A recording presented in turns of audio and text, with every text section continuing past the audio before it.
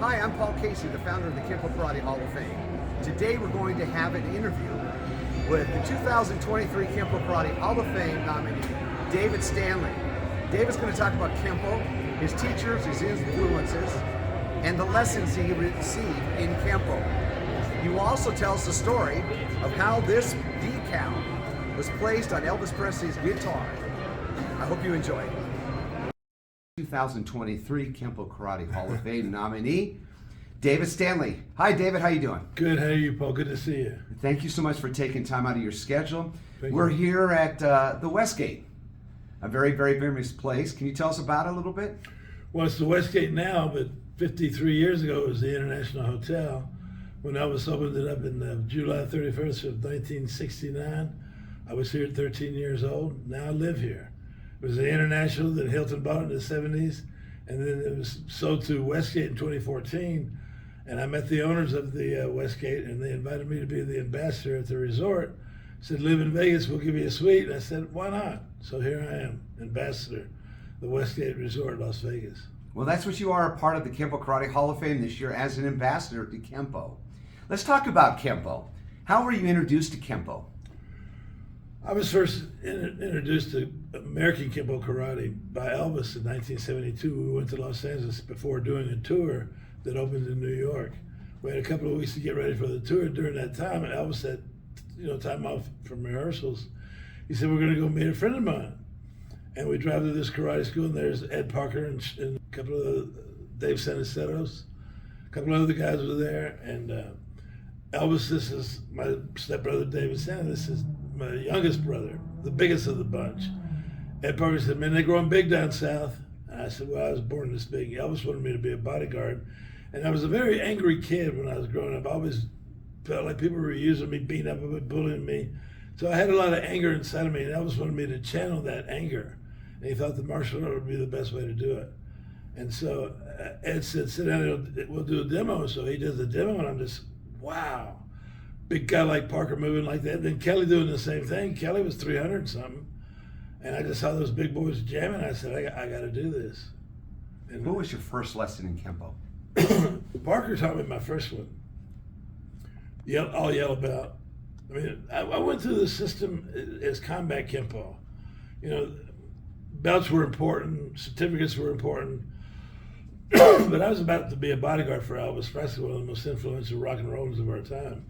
People of our time. So I took on the training with Jim through the system. The first lesson was with founding Grandmaster Ed Parker. Ed Parker. Tell us about Ed Parker. Just a big Hawaiian guy with thick hair. Handsome guy, excuse me. But when you saw him move, it was a freak of nature. I mean, the speed was so incredible and precise, the movement, that I was, I'd grown up in Tennessee. We did Taekwondo, and Kong Ree was somebody we trained with.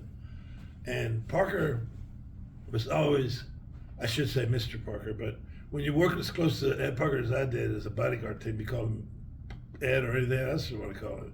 We were tight in that group, but out of respect, obviously, Mr. Parker. He had Dave Seniceros work with me because he thought I was big and fast. Seniceros was just fast. Then he had Kelly because Kelly was big and powerful. And when we go back to the Tennessee from Los Angeles, Ed would go do this to the King Ree guys. All they know how to do is kick. Now, he wasn't made disrespectful, but he wasn't a big fan of Kong Ree. I mean, it didn't resonate with him. I mean, Kenpo, Taekwondo, both great systems, but Ed was obviously into his system. So, we go through yellow belt. We go through the belts about in a week. And techniques were key. Forms were not. And I said, well, how come I'm not doing forms? I did forms, but we didn't major on them. He said, because we're here to protect the king. He said, I'm going to be on bodyguard duty with you. You're going to know what you're doing. I'm going to make damn sure of that.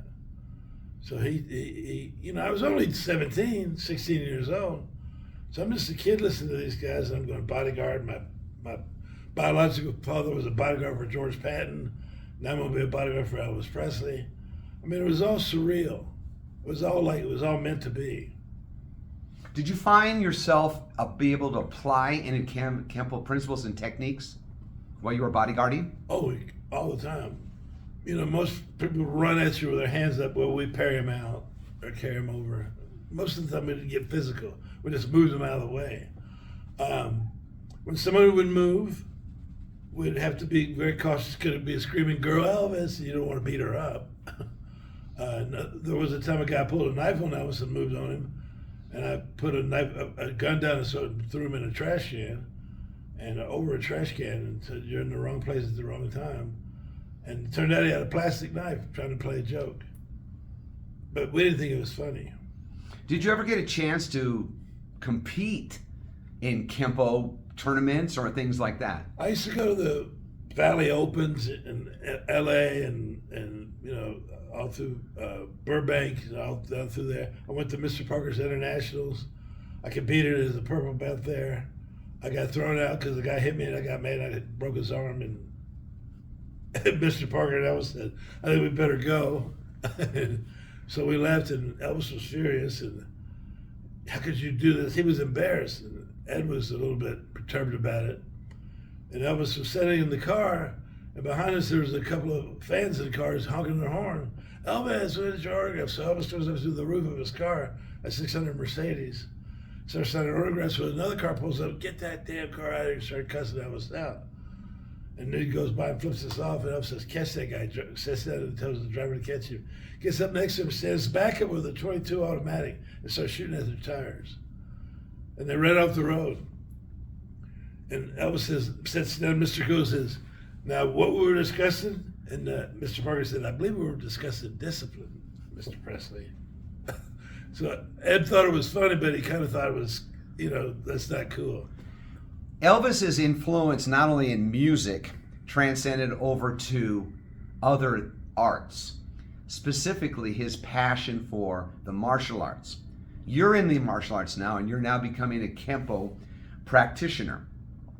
One of the things that Elvis had was a very famous guitar, and he had on it the Ed Parker IKKA crest. How did that go about? How did that come to be? Well, it was accidental. Billy and my brother Billy and myself were in LA at the Monteville House is what we call it. And we'd go over to the studio in Santa Monica, Parker Studio, and we'd train every day. And, you know, Trejo was there, Polanis was there, Hebler was around, you know, all the biggies. So we were at class, and I always liked the crest. You know, when I was a kid, I built model cars. I put the Firebird on the hood of the Trans Ams, and so I bought one of these stickers. You get water on it, and you put it on. So I'm sitting there, I'm looking at that. It was this Gibson guitar. It was one of his guitars. I had many guitars. And I just noticed that, I wonder how this would look on there. So I got warm water like you do, and you put it on, and I put it on. It looked cool. And all of a sudden, Elvis walked in. "What are you doing?" I said, "Nothing." He said, "What are you doing with my guitar?" "Nothing." "Let me see." And I go, "Oh man, I'm dead." I mean, this is his dove, you know, his major, you know. And I said, "Well, here, check it out." "Oh, that is so great. I love that. It looks so cool." Kept it on there for the rest of this time and did Aloha from Hawaii, and 1.5 billion people saw that concert live. Perpetuating the art has been part of my life, you know. I'm a 5th black belt in American Kenpo Karate, but I've done more perpetuation than physically hurting people. I mean, I'm an ambassador representing the Elvis years at this resort. I'm an ambassador everywhere representing Kenpo, Ed Parker, and Elvis Presley. It is my art, it is my system, it is my choice to train in that philosophy and ideologies that make Kenpo so great. And, you know, by the two influential men of the art, Parker and Presley. And both of them were kings. Parker was the king of martial art, and, you know, Elvis was the king of rock and roll. And they both deserve the recognition that they get. People criticize Parker for promoting Elvis. I say, shut up. Elvis got a black belt. How do you know? Are you going to take it away from him? I mean, we got so many yappers, you know, less smack and more yap. You know, people are just talking all the time about this and that. And they're so worried about Elvis and Ed and all these other people about being so close and wearing the resumes on the shoulder that they're forgetting the reality that these guys and the greatness that they brought to our society as human beings and to the world as a whole, and Kenpo karate and martial art as a whole. I mean, they were legends. They were big guns. Me sitting here talking about the Hall of Fame and being inducted into the Hall of Fame, the Kenpo Karate Hall of Fame, is the most prestigious thing that's ever happened to me. I mean, I've made films, I've traveled with kings, I've trained with the biggies, I've done more than most could ever imagine. And it was like when I received the reward for Elvis that night back in 2016. Out of all the awards and achievements that Elvis would have accomplished, that would have been his biggest. That's the one he would have cherished the most. And I feel the exact same way. Final thoughts. What is your vision for Kenpo? Well, Kenpo is a necessity for me. It's a lifestyle that's gone beyond physically taking care of people who are trying to wrong me or hurt me. I was diagnosed with Parkinson's in 2016. And the only thing that helps me is Kenpo because of the mental sharpness and the clarity of projection of vision. You know, the Zen. You know, you do the move in your mind before you do it in reality. Great movie, The Last Samurai, with Tom Cruise, and he's going through the town and he's assessing what happens, and then it happens, and then he does it again because he visualizes it in his mind. The Zen of Kenpo, the Zen of any martial art, but specifically Kenpo, I was brought up in a very visual media growing up. Everything was see. And so if I see it, I can do it. And so because of that, in the Parkinson's situation I'm in now, when things get fuzzy, I drop into the Kenpo mode.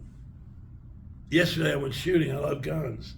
And I bought a new weapon yesterday, a handgun. It's a hobby. I don't shoot people. I believe there should be strong gun laws and all of that, but as an American, the Second Amendment guarantees that I can bear arms. And I was shooting yesterday and I go blur because of my Parkinson's. Hit that Zen button, so I put that group in tight. It's all about the Zen. It's like it's mind over matter. And this is the craziest thing I've ever heard in my life. We've heard that 1,000 times. If you don't mind, it don't matter is what Elvis used to say. And I said, what do you mean by that? He said, if you don't mind you're a slob, it don't matter. If you don't mind you're not successful, it don't matter. It's just whatever the mind is doing, the body's going to follow. The Bible said, so a man thinketh in his heart, he becometh. You are what you think.